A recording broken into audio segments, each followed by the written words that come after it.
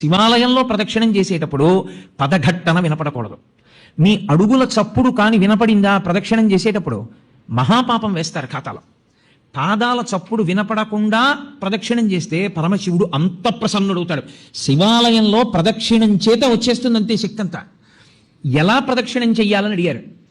నిండు గర్భిణి, ఇంకొక గంటలోనో 2 గంటల్లోనో ప్రసవం అవుతుంది. కిందంతా బిందెతో నూనె పోసేశారు. ఆమెకు ఒక పెద్ద బింది ఇచ్చి నీళ్లు చంకలో పెట్టారు, డొక్కలో. ఆమె పట్టుకుంది. ఇప్పుడు ఆ నూనె వెలికిపోయిన నేల మీద నడుస్తోంది. ఆమె ఎంత పరాకుగా అడుగు వేసి నడుస్తుందో ప్రదక్షిణ సమయంలో అంత పరాకుగా అడుగు వేసి నడవాలి, చప్పుడు రాకుండా. అదే ఉపమానాన్ని వాడింది శైవాగమం. యథాతథంగా మీకు నేను ఆ ఉపమానాన్ని అందించాను. అంత మెల్లగా పదఘట్టన లేకుండా తిరగవలసి ఉంటుంది. అందుకే అడుగడుగు ప్రదక్షిణం అంటారు. ఇలా అడుగు వేసి దాని ముందుకు తెచ్చి అడుగు వేస్తారు, మళ్ళీ అడుగు వేస్తారు. నిశ్శబ్దంగా ప్రదక్షిణం చేయాలి. శివాలయంలో ప్రదక్షిణం చేస్తూ ఏమీ మాట్లాడకూడదు.